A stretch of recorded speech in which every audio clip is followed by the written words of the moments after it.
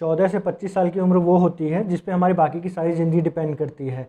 और कुछ लोग लेकिन इसको क्रॉस कर जाते हैं, और जब उनका बुढ़ापा आता है तो उस समय उनके पास ना तो इतने पैसे होते हैं कि वो अपनी सारी इच्छाएं पूरी कर सके, और ना ही उनके पास खुद का घर होता है। उस समय उनके पास सिर्फ पछतावा के अलावा कुछ नहीं होता, क्योंकि उस एज में वो कुछ काम नहीं कर सकते। लेकिन जो 1425 की उम्र होती है, उस एज में हम बहुत कुछ कर सकते हैं, जो कि हमारे आगे की ज़िंदगी के लिए फ़ायदेमंद ही साबित होता है। हम उसमें जो अच्छा या बुरा करते हैं वही हमें बाकी की ज़िंदगी में मिलते हैं। तो इस वीडियो में मैंने कुछ 4 ऐसे टिप्स आपसे शेयर किए हैं। अगर आप उन टिप्स को फॉलो करते हैं, उन चीज़ों को अपने ज़िंदगी में अप्लाई करते हैं, तो आपको अपने बुढ़ापे में रिग्रेट्स नहीं करना पड़ेगा, और आपका जो आने वाला समय है वो अच्छा बीतेगा। तो सबसे पहले नंबर 1 टिप है, फॉलो ऑन योर पाथ। जी हाँ, सही सुना, अपना रास्ता को खुद चुनो और उसे ही फॉलो करो। इस जीवन में इस टाइम हमें बहुत सारे लोग ऐसे मिल जाएंगे जो हमें एक नई नई एडवाइस देंगे कि हाँ ये करो, वो करो, ऐसा करो, वैसा करो, लेकिन साथ देने वाले सिर्फ चुनिंदा या 2 या 3 लोग रहते हैं।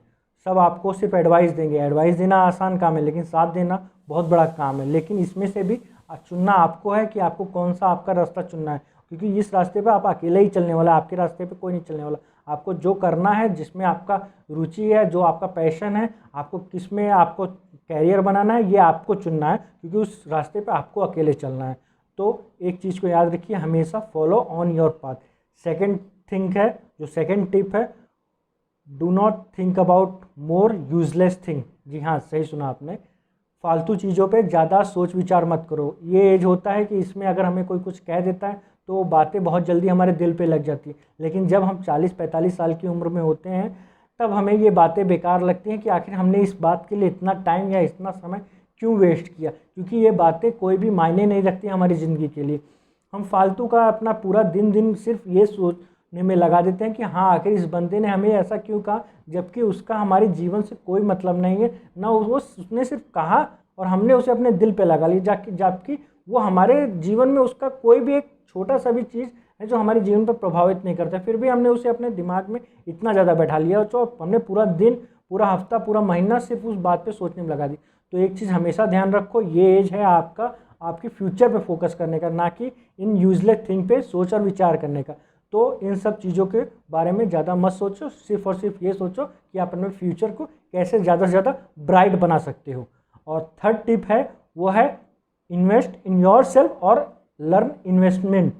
ओके, ये 2 अलग अलग टिप हैं, लेकिन इनको मैंने एक ही जगह रखा हुआ है, क्योंकि इन्वेस्टिंग ये मतलब बहुत ही बड़ा कॉन्सेप्ट है, और ये मतलब हमेशा सीखते रहना चाहिए। चाहे वो इन्वेस्टमेंट हो हमारे स्किल्स के ऊपर, चाहे वो इन्वेस्टमेंट हो हम अपने पैसे को कहाँ लगा सकते हैं, कहाँ ग्रो कर सकते हैं। जी हाँ, ये बात सही है कि 14 से 25 में बहुत ही कम लोग जॉब पाते हैं, लेकिन आज भी ऐसे बहुत सारे बिलियनियर हैं जिनकी एज मात्र 20 और 21 है, और उनसे सीखिए कि उन्होंने अपने पैसे को कहाँ डबल किया। आज आपके पास बहुत सारी ऐसी सोर्सेस हैं डिजिटली रूप में, जहाँ पर आप जाके सीख सकते हैं कि आपको कहाँ से इन्वेस्टमेंट सीखना। आप अपने स्किल्स के ऊपर इन्वेस्ट कीजिए, आप अपने नए नए स्किल्स को एक्वायर कीजिए, उसको सीखिए। जी हाँ, कॉलेज की एजुकेशन तो ज़रूरी है, पर उसके अलावा भी इतर स्किल्स को भी हमें डेवलप करना पड़ता है, क्योंकि कॉलेज में हर चीज़ सिखाई नहीं जाती है। कुछ स्किल्स वो है, उसे आपको जब आप उस फील्ड में जाएंगे वहाँ आपको सीखने को मिलेगा।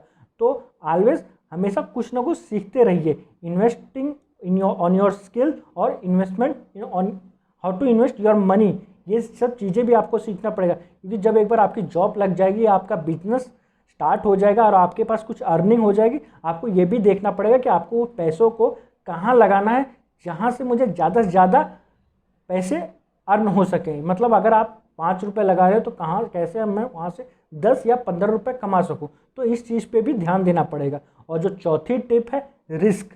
जी हाँ, सही सुना, 14 से 25 की एज में जो हम रिस्क ले सकते हैं, वो रिस्क हम 35 से 40 की एज में नहीं ले सकते, क्योंकि उस समय हमारे ऊपर हमारी परिवार की जिम्मेदारी आ जाती है, हमारी शादी हो जाती है, हमारे बच्चे हैं, हमारी वाइफ, उनकी जिम्मेदारियाँ, उस समय हम ज़्यादा रिस्क ले नहीं सकते। लेकिन जो 14 से 25 की उम्र में जब हम रिस्क लेते हैं, उस समय हम उस रिस्क को सुधार कर सकते हैं, या तो रिस्क में जो गलतियाँ हैं उससे हम सीख सकते हैं। देखिए, रिस्क में 2 चीज़ें होगा, एक तो या तो गलती से आप उस सीखोगे जो रिस्क लिए, या तो आप उस रिस्क से आगे बढ़ोगे, 2 ही चीज़ होगा। और अगर रिस्क से कुछ नुकसान होता है तो आप उस रिस्क को उस समय कवर कर सकते हो, बट 35 से 40 की एज में, या आप कहो 50 की 60 की एज में अगर आप रिस्क लेते हो, तो आप कुछ नहीं कर सकते हो, बिकॉज उसमें आप रिस्क बहुत बड़ा ले रहे हो और उसको कवर नहीं किया जा सकता उस एज में।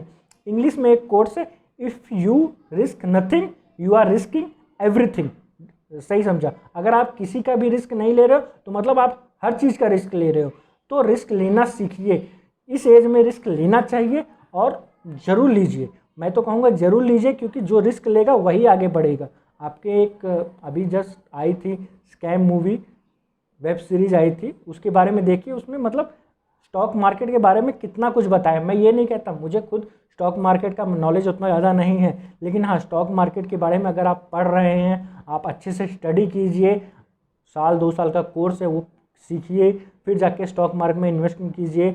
थोड़ा बहुत रिस्क है, रिस्क लेंगे तो ही आगे, जो इंसान जीवन में रिस्क लेता है वही आगे बढ़ता है। आई होप आप लोगों को वीडियो पसंद आया हो, और आप कमेंट करके मुझे बताइए इसमें कौन सा पॉइंट आपको सबसे ज़्यादा पसंद आया, आप किस पॉइंट को सबसे ज़्यादा फॉलो करेंगे। और अगर आपको मेरा वीडियो अच्छा लगा हो तो मेरे चैनल को सब्सक्राइब कीजिए, वीडियो को लाइक कीजिए, और जिसको ज़रूरत है उसको ये वीडियो शेयर कीजिए। मिलते हैं अगली वीडियो में।